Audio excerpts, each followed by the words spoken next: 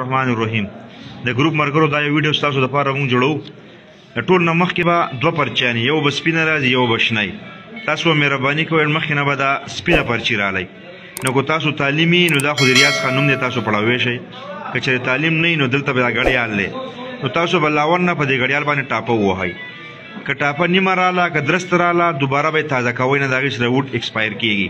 نو تاسو به دا پرچی بیا داسې راماتوئ چې داسې راماته کوي، نو داسې به ډبې ته ولئ.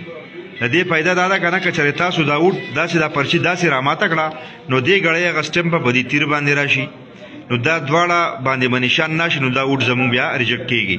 نو لاون نه به تاسو دا ګړیال وښئ د ریاض خان دا په سپینه پرچه کې به بیا دا وښئ چې دا وډ تا دغه شان پوډ کو، بیا به دا دویمه پرچی له لاړ شئ.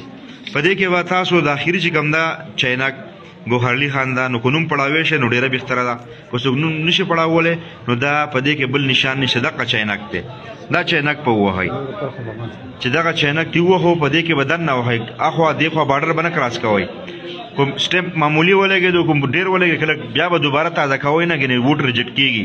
ووډ به بیا دغه شان راپورټ کوئ، پرچی به دغه شان رابینډ کوي دغه شان، ځکه چې دلته د چینک سټمپ واپس صحیح پرېږدي نو ګوهرلي په نوم باندې به صحیح راځي.